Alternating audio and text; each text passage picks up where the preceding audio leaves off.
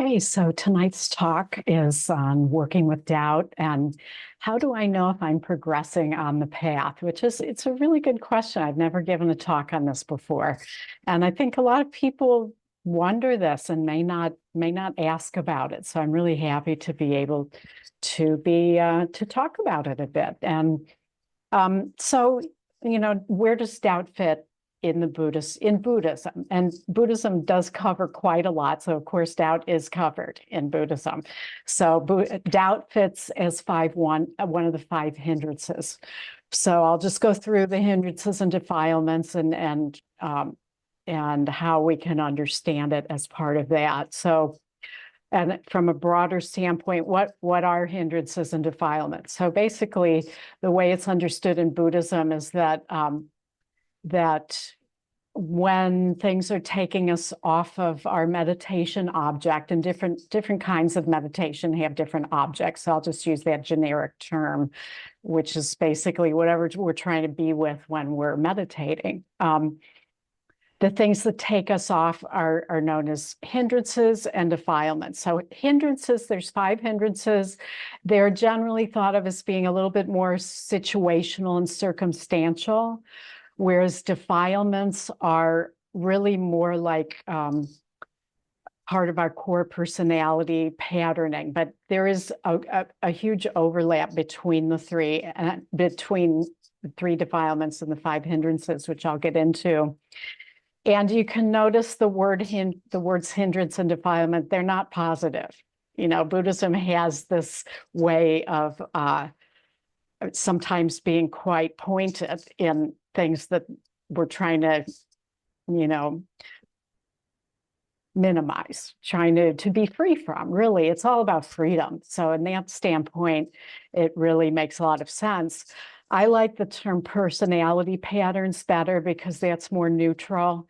And what the Buddha didn't have that we have today, I mean, there's a lot of things like microwaves, but one of the things that's actually quite important in the practice that we have now is understanding of the psyche. We have psychology, and that's only happened in the last 100 or so years. And we actually know how the psyche works and is structured, and keep learning more and more about it all the time. I mean, the latest developments have been around trauma and how to work with that. So we have a lot of tools that are really sophisticated for understanding all this that the Buddha didn't have.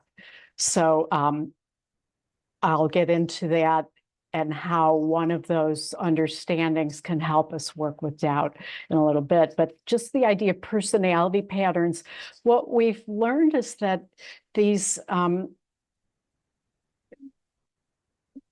compulsive patterns in our consciousness, and I say compulsive not as a judgmental term, but as a descriptive term. So anytime, if we're just like trying to be with the breath here and we go off and we can't stop ourselves from going off, that's what compulsive means. We can't not do it. So what's going on there? Why can't I just stay with the breath if that's what I want to do? Well, it's not as simple as just keep coming back or try harder. That's not really what it's about. Those patterns, if we look more deeply, those are the building blocks of the ego self. And a lot of them, psychologically, they're made up of defense mechanisms, self-images, and beliefs, mostly. So the defense mechanisms in particular are, they feel, none of this is in our conscious unless we know something about psychology, but they protect us. So I'll just give an example. Say somebody they rehearse conversations. Like you find you're going off and you're rehearsing a conversation that either you need to have or you should have in your own mind, but you're never going to have or whatever. What's going on with that? This is not random. What's going on with it could be a lot of things. You're the only one who can know through your own investigation of it. But say a person had a critical parent, and whenever that person was going to speak, or especially speak about something important, it was really way better for them to rehearse it a lot in their mind ahead of time, because if it didn't go well, it was going to be bad for them. So this rehearsing, it's a way to feel like, okay, I have some power here. I can do something. I can rehearse it thousands of times in my mind. And we know that we have 80 to 90,000 thoughts a day. So when I say thousands, it may not be an exaggeration, actually. That gives us a sense we can do something to make it better. And, there's nothing wrong with rehearsing an important conversation. I'm not saying we should never rehearse an important conversation. That can be super skillful. But why are we doing when we're meditating? That's where we see it's a pattern. If we have 80 to 90,000 thoughts a day, think of how many times that pattern is on autopilot, and we never even notice it until we sit down and try to meditate. So the good thing about meditating is that we actually see what's going on instead of it just running our lives unconsciously. So there's nothing wrong with you that hindrances and defilements are coming up. You're not doing it wrong. You're just seeing the building blocks of the ego self. That's what you're seeing. So this is a great way to start, being more conscious and start digesting these things so that we can always go and rehearse the conversation, but it's not compulsive, or it's less compulsive. Because we see all this off the cushion just as much as we see it on the cushion. So the 5 hindrances then are desire, which was called greed in the olden days. See how it's more pointed, the Buddha had a way of really just getting straight to the point. Greed, aversion, which was called hatred, sloth and torpor, which equals delusion, which is called ignorance, and then restlessness and remorse, and doubt. So doubt is the 5th one. So I'll just briefly go through them. Desire includes, and desire is also a defilement. So the first 3 are both hindrances and defilements. Hindrances are more situational. As I said, defilements really are like a core part of our patterning those don't go away easily. So this desire could include, if I can get that thing, then I'll be good. That includes, wanting things, pride, envy, comparing mind, comparing with others. Are they better? Am I better?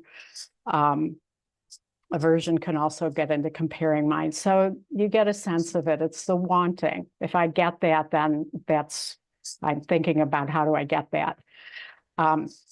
Aversion is how do I get rid of that? If I could just get rid of that, then everything would be okay. So this includes hatred. Hatred's more like a cold, sort of the cold shoulder. Our language has this stuff, and it's a cutting off. I want to just cut that person out of my life, give them the silent treatment. But it's hatred. It's an annihilating kind of energy that we just want to wipe that person out, or that situation. If we could just get rid of it, like in a cold way. Anger is more hot. It's more like I want to punch that person. It's more engaged. It's more like you want to tell them how wrong they were. You don't want to tell them with hatred. You just want to never talk to them again. So the energy of it feels different. And then it also is fear and anxiety. Because with fear, we want to get rid of that thing because we're afraid of that thing. So those are aversion. And then we have delusion or ignorance, which equates to sloth and torpor or sleepiness. And this is really either falling asleep when we're meditating. If you're sleep deprived, then try not to be sleep deprived when you're meditating. But if you still fall asleep even when you're not sleep deprived, then that's telling you that it's a defense. And from being present with things we don't want to be present with. And we all have all 3, but think of that conversation you'd really rather not think about or have, that it's like, I'm just gonna just pretend it's not there, or habits like, a lot of substance use can be tipping here, although it can also be desire, but often it's more around the delusion, doom scrolling on the phone. I mean, can't even be in line to check out of a grocery store without having to go into a delusion. They can't sit there and just be present, breathing for 3 minutes, waiting in the checkout line. So, you know, we all have, this is the core defilement of all of them. And then there's restlessness and remorse, which can look like a lot of squirming around on the cushion or the chair while we're meditating, or just kind of an internal agitation. And then doubt is the last one. So doubt is in Buddhism thought of to be doubt in one of three things: the teachings, the teacher, or ourselves. And most of the times it's in ourself for most people. I mean, people do have doubts in the other two, but the one that's really the most detrimental to your practice is the self-doubt. So it's in there, it's in Buddhism, and doubt is considered the hardest one to, other than delusion, doubt is the hardest I've found with people. It's the hardest one to recognize, because when people are having doubt about any of those three, they just believe it. They don't see it as doubt. So like, you know, this happens every retreat I've taught. I've had people come in and be like, I'm just such a horrible meditator. You know, everyone else in there is sitting still, and I'm just thinking the whole time. And, you know, of course, I just talked to someone else who came in right before them, and that person said the same thing. So, you know, so it may be, there's comparing mind in that also. So doubt it's, everyone encounters doubt at some point. And it's really, the first thing is to see it as doubt. That is the most important thing to start with, is actually seeing, okay, gosh, I doubt is happening. Because if we, with any of the hindrances or defilements, if we don't see it as that and we just believe it, then we're completely lost in ego patterning. And so I feel that it's good to ask oneself if their practice is deepening. Some teachers kind of poo-poo this and think and say, oh, you know, especially as one gets farther on the path, wanting to know where you are in the trajectory of things. There are a lot of teachers actually who just say, well, who's wanting to know that? Is the ego overachiever wanting to know that? Or is the comparing mind wanting to know that? You know, so a lot of teachers will just not answer the question or poo-poo it or make it seem like it's inappropriate, but I don't think it's inappropriate at all. I think it's valid if it's done in the right spirit. So one of the things we want to watch out for is any kind of spiritual materialism or greed around the practice. So especially, again, as one gets farther along and there are, you know, fruits of practice that are happening, or if you've been practicing a long time. You know, I work with people who've been practicing 30, 40 years, and they're like, I'm still dealing with the same thing. Where are the goodies? You know, or I had that goodie at my last retreat. Why isn't that goodie happening now? And they have a horrible retreat because they expected it to be like the last retreat. So now they're suffering again. So this is where all the good stuff in spiritual practice all comes in the present moment.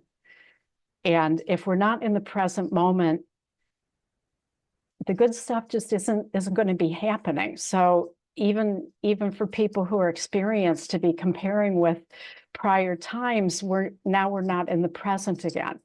So, you know, it's beginner's mind actually is appropriate at every single stage of the practice.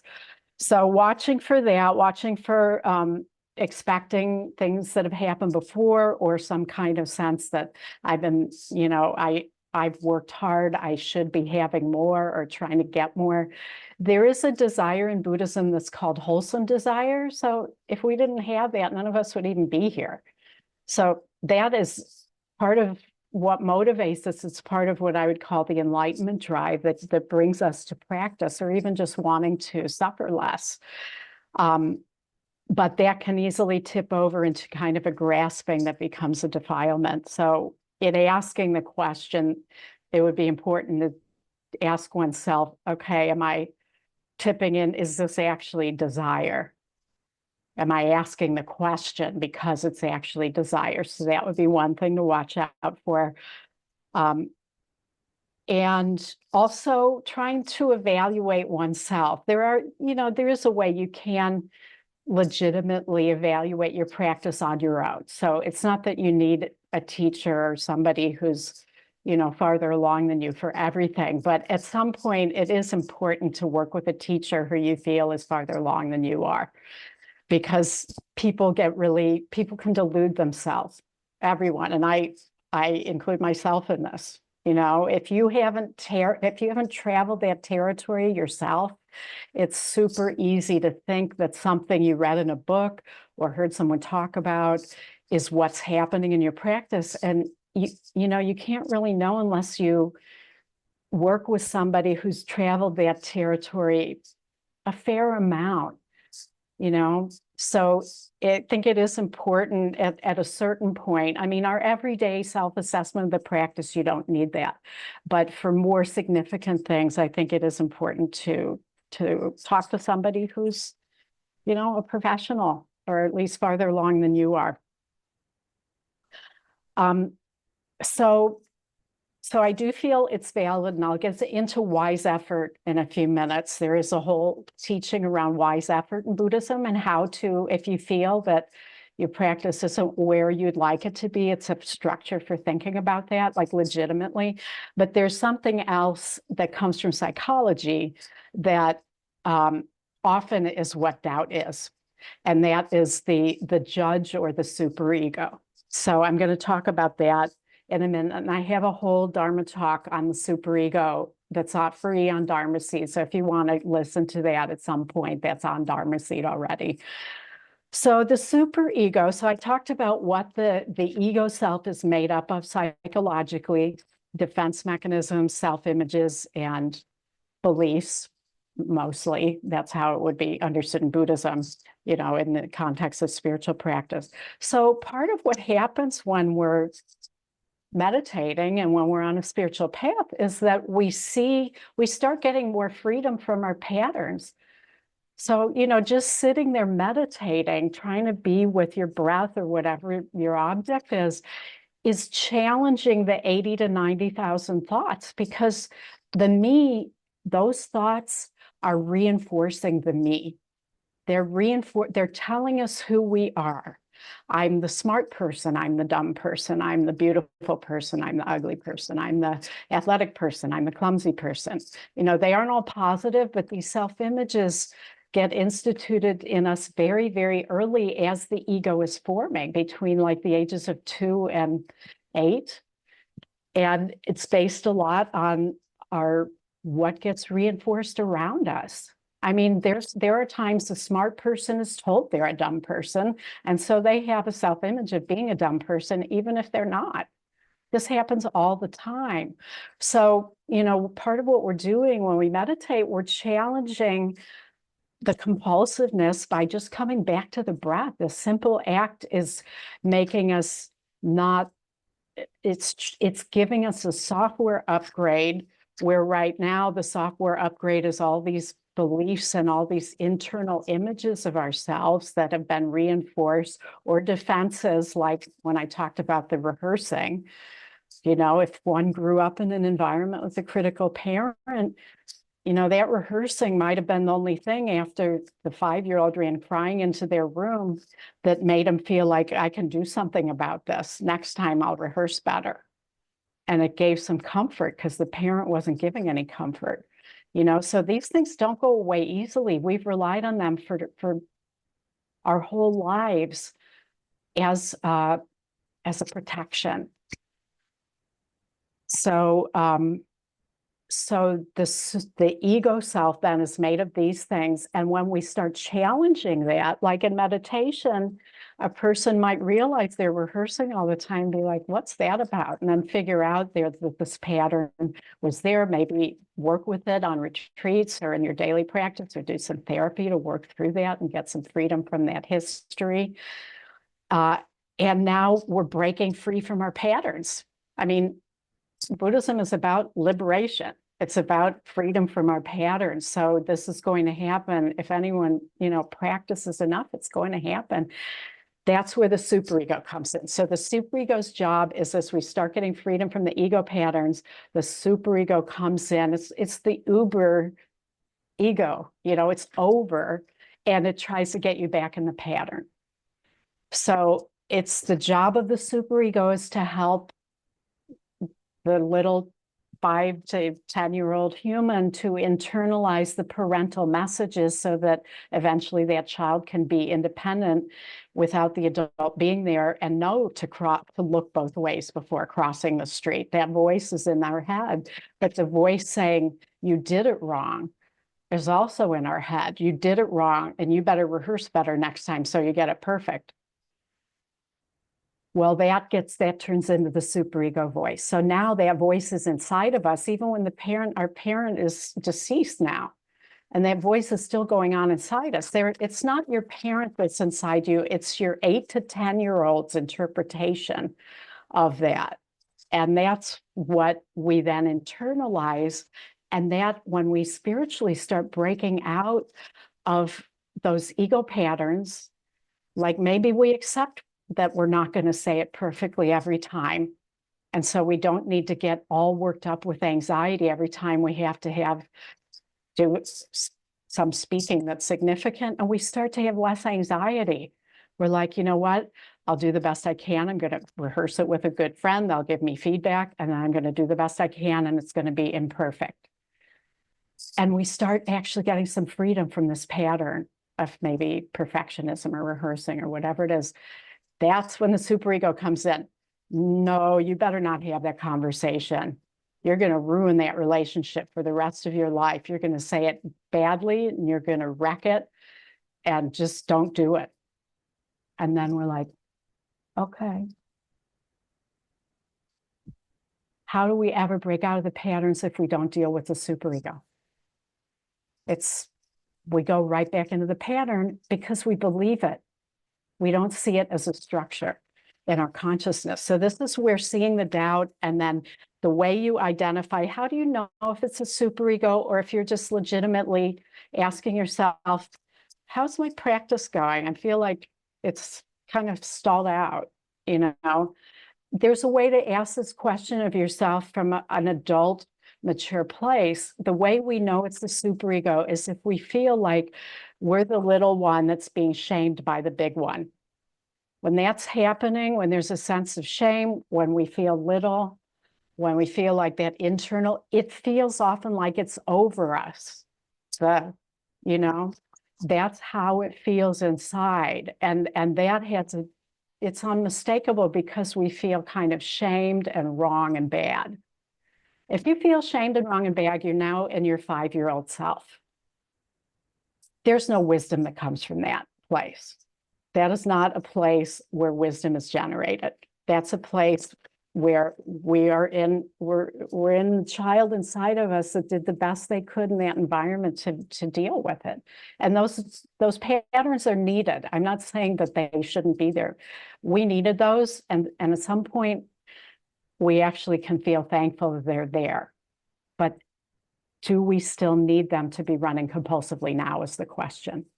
So with doubt, that's how we identify whether it's a superego, or whether it's a mature kind of thing. And it does take some feeling into sometimes. One of the things about the superego is that it, as we practice longer, if we're working with it, like people I've been working with for a while, it starts getting more and more subtle to where it might not be words that you hear inside. It might just be a feeling of shame, or it might be doubt. It might be doubt. So a lot of times until people actually start working with this actively, they don't even know that it's there. And I mean, I work with my teacher or working with myself sometimes. It's like, oh my gosh, that's the superego. I can't believe I didn't even see that. So it's some of this comes from, I have also been in the diamond approach for 18 years now, and some of this comes from the diamond approach, which integrates the psychological and the spiritual together. And the founder of that tradition talks about it as the donkey we ride to enlightenment, because basically, as long as there's an ego self there, which is true all the way up to the fourth stage of awakening, which there's probably, 5 people on the planet who are at that level. So I don't think any of us are going to be free of the superego in this lifetime. I mean, unless any of you are going to become fully enlightened with the rest of however long you have, it's going to be there. So to think we're going to get rid of it, really, I think letting go of that is a good idea, but it can get more and more subtle. So that's where getting good at recognizing it and working with it really is a huge tool for the path. So we need to actually, just seeing it isn't enough. If we could see it once and then it would go away, that would be great. But that's not how these things work. They take a long time to become free from, because we believe it. We believe it when that voice or that feeling says, don't have that conversation. That's gonna be bad. And you're gonna be all alone for the rest of your life because you had that conversation. That's the kind of thing inside that's then we go into a place that is not in our adult self. Only from our adult self can we know whether it's right to have that conversation or not. So we need to actually get some space from it. And you can listen to the SuperEgo talk, but basically we're not listening to it. It's the only thing in our consciousness that comes up that we don't try to digest, because it's a structure in consciousness. It's a coercive agent that's trying to keep you in the ego patterns. So I was just working with somebody today, actually a few hours ago, who we were talking about this. And the way this is a visceral sense of, when I say coercive agent, a lot of superegos can be really harsh. There's also a positive superego. So I'll get to that in a minute. But it's like, imagine if you have a pet, a dog or a cat, and you were out, say, walking your dog, and some stranger came up and kicked it.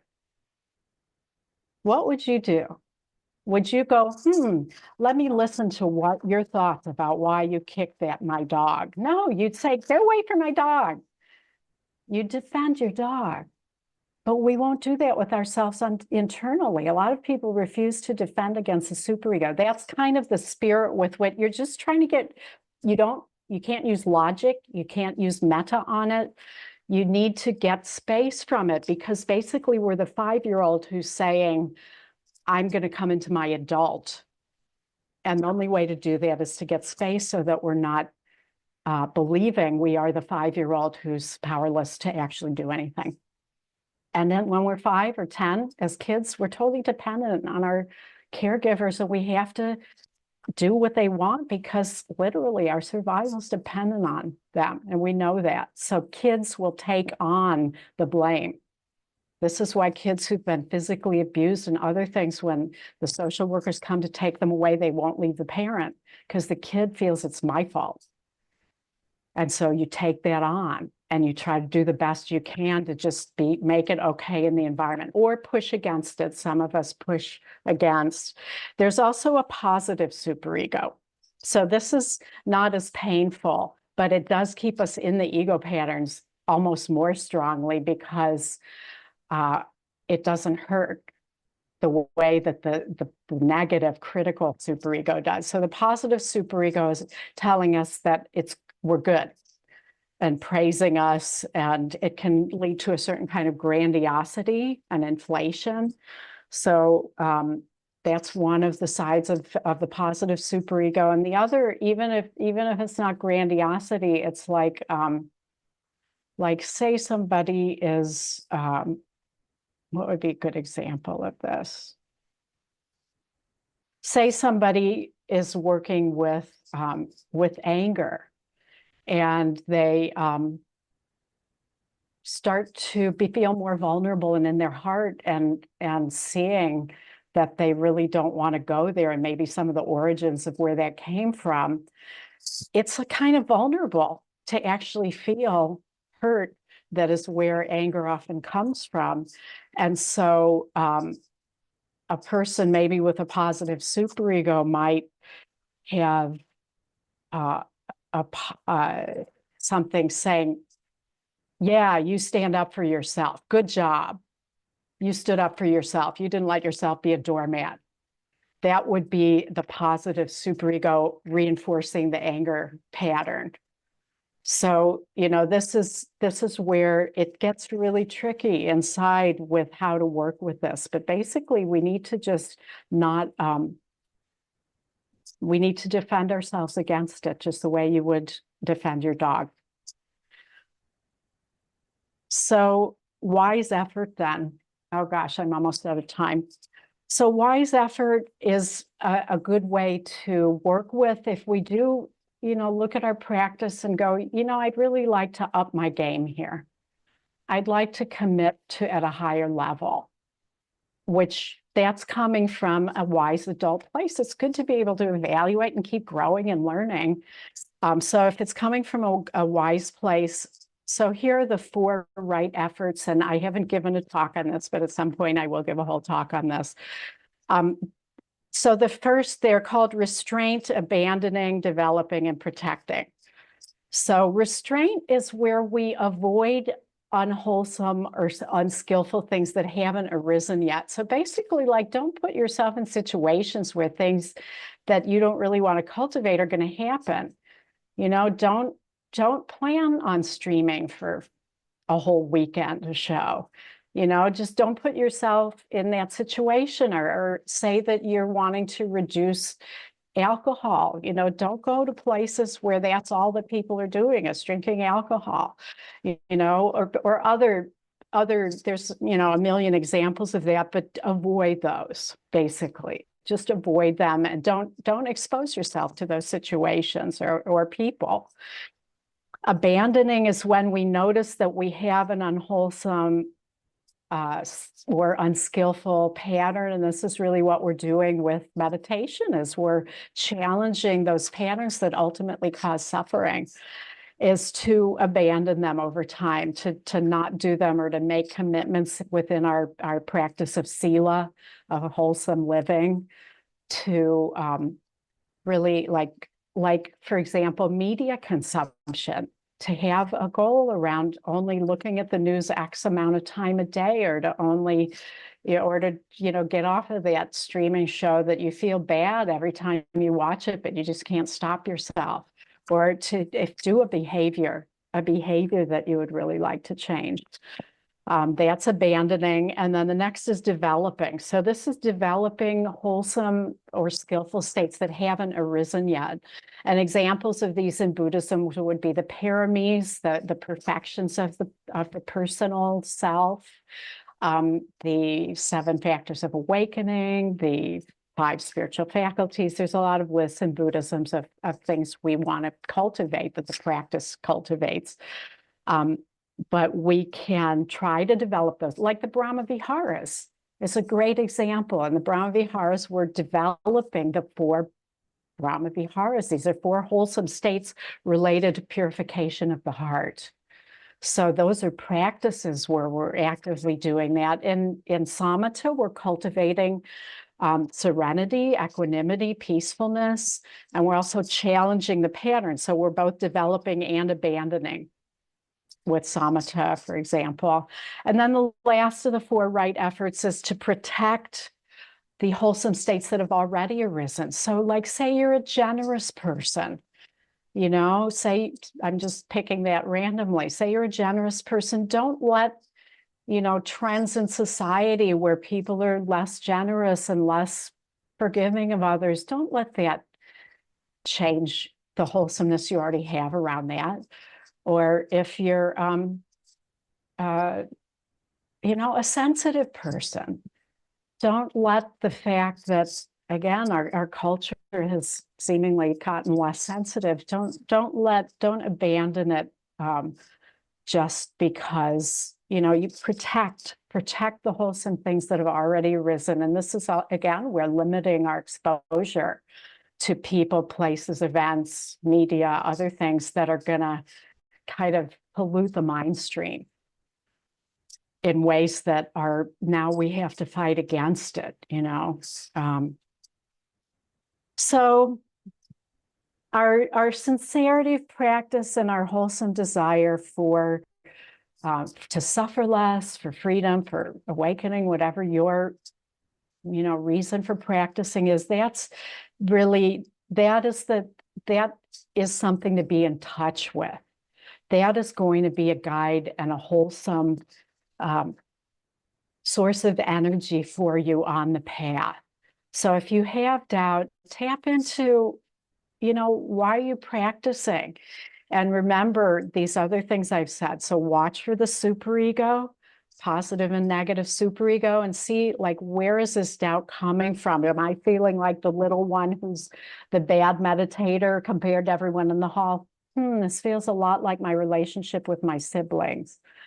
I see, you know, or whatever, to see, you know, not just believe that you're a bad meditator, because if you're practicing, you're not a bad meditator. Just the fact that you're drawn to it is enough to keep you going. Because again, the neuroscience research shows that even in 6 weeks or 20 minutes a day, the brain changes in measurable ways, even if you don't feel like you're changing. Watching out for unwholesome desires. So it's, if there's that greed edge also, like, am I asking this question, where am I on the path from kind of a, you know, an attainment sort of like, I've got to get that thing, you know, standpoint. That would be something to watch out for. Getting guidance and advice from a teacher, from somebody who's farther along than you are. And then using the 4 wise efforts. If you do feel you want to deepen, the 4 wise efforts are, you know, if they're a guideline within Buddhism that can help us get a framework for what we're doing, and to, you know, have like a place we're shooting for. And just doing the meditation every day, really, my advice always is to do it every day because it's good for you, not because you had a good sitting or a bad sitting. If you're evaluating like that, that's not the right place to be coming at the practice. I use the analogy of brushing your teeth. I mean, you do it every day because it's good for you, not because you had a good toothbrushing, or you don't stop because you had a bad toothbrushing. You keep doing it because you know it's good for you, and that's how meditation is. But it is good to look at being skillful with what we're doing. So, you know, over time, what I found is that there isn't anybody ever that I have asked over the course of many years of practice. We do have ups and downs in practice. It's normal to expect that. But over the course of years or many years, I've never met anybody who felt that their practice wasn't extremely beneficial and worthwhile, and that they'd changed as a person, they were suffering less. So that's really where we can see it over time. If you look at it from the bigger picture, that really develops confidence. But if you've had things that have happened that you feel you can already see the benefits, remember those. Remember the benefits that you've already seen. Even if you feel like you're in a dry spell or something, to really see that, that it has made a difference. And that's the place for gratitude for what you've already seen, rather than going into doubt. Can I see what's already, how I've already benefited, and shift that into more of a gratitude place, which is one of the, you know, gratitude is the personal version of mudita, of when we're happy for others, good fortune, to be happy for ourselves that we found the Dharma and had whatever freedom we've already had from our patterns and from suffering. So I'll stop there and see if there are any questions or comments. Yeah, Dave. Yeah, I was maybe a little confused, or wondering if you can clarify about I guess the superego and the patterns it's reinforcing. So you said, for example, you can't use metta on the superego. But I'm imagining if you have like a rehearsal pattern, like you notice yourself rehearsing, it would feel possible to me to like look at that pattern and feel a sense of love for it, right? A sense of like, oh, that's like really trying to help me in a sense, right? It's like Yeah, even well, unskillfully, right? yeah, the Yeah. pattern, it's not the pattern that you're getting distance from. It's the superego that reinforces you staying with the pattern when you're actually breaking free from the pattern. So like say the rehearsing pattern, it's, you know, we can have a sense of appreciation for why the pattern was there. But for the superego to come in when you know, we have, or say somebody is, well, the rehearsing or the having the difficult conversation. Now we're, you know, maybe somebody's been bothered for years by something their partner does, and they've always just succumbed to it and feeling more and more angry inside at the partner, and they're going to have this conversation. And now they're about to have it, and they figured out how to do it skillfully. And the superego comes in and says, don't have that conversation. It won't turn out well. That is not helping you at that point. That could ruin your marriage, you know, or your relationship. So that isn't something to have appreciation for. The pattern itself, yes, we can see how we might have needed that in childhood, but when the super-ego comes in, what we can feel is that we feel really small and weak and incapable. So having gratitude for something in us that's making us feeling small, weak, and incapable doesn't really make a lot of sense. Okay. And that's different from like, right, like I guess I'm wondering how you like somatically or like in the moment, like I can imagine the pattern could also, you know, if it was a pattern that's like implanted in childhood, right? It could, the pattern itself could have some of this feeling of being sort of Right. childlike or small, right? And is there a way to like tell the difference Yeah, no, the between, yeah. pattern doesn't feel that way as much. Well, it can, but really the superego is the judge. It's judging us. It's either judging us negatively and then condemning us for it, or it's judging us positively and inflating us. Yeah. Okay. Yeah. So that I think that, having it be, it's a judge. It's always a judge one way or the other. It's a judge. So that the judge, there is one kind of personality type where their actual main personality patterns are around perfectionism. And so that is a little harder to tease apart for those people, but really every other pattern is is using, is it a judge? Is it judging me? That is a way to tell. And then also feeling small and like you're being shamed or criticized or inflated. yeah. It takes some work. That's why, you know, again, like working with a teacher, working with me, if you came and you had something to work on, then we could work it in real time, and then it gets a lot easier to see. That's when I'm working with people, they bring live things that are actually happening in their life, and we work with it, and then people can start seeing it on their own without me. And that Cool. gets a lot easier because ultimately people can do this themselves. I mean, I have all kinds of students who, you know, this way you can work all of the off the cushion time in your life becomes part of your practice because you're being curious. What's going on there? You know, you're not spending extra time meditating, but like say in the cushion, you see a rehearsing pattern, then you start getting curious in life. Where am I doing this? Well, this is why I'm anxious for 3 weeks before the big presentation, you know, and then I beat myself up for 3 weeks after the big presentation, you know, and that's not a good way to live. I had a client who had to do a big presentation every 2 weeks, and this cycle was happening, and he was just in a hell all the time. And now he's not, ever. His employee doesn't like it as much, but employers use these things to get us to work harder. But, you know, it's in terms of the freedom. 1 year, this person totally changed that pattern. And he's so much happier now, so much happier.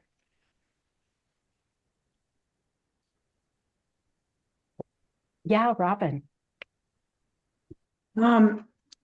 I really liked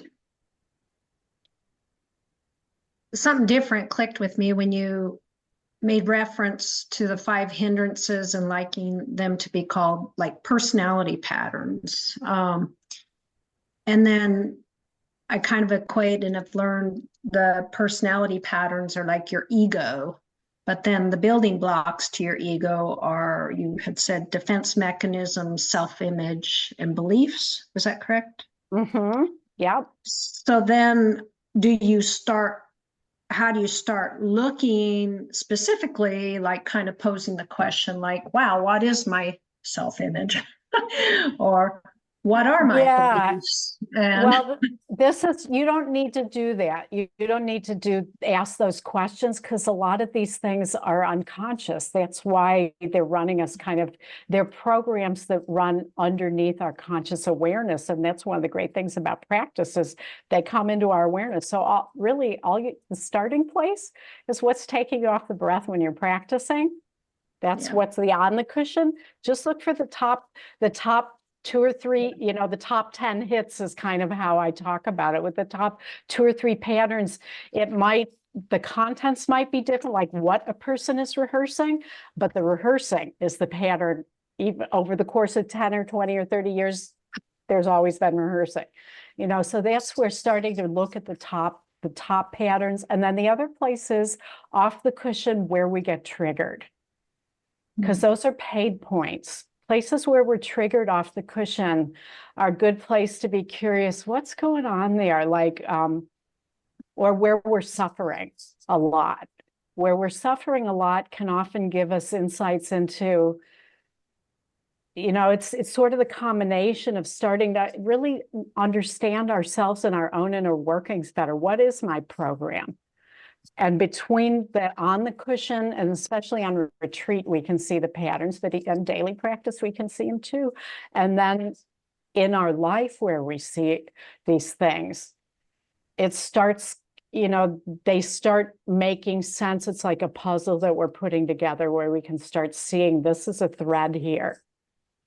This is a thread, and that thread is a building block of the ego.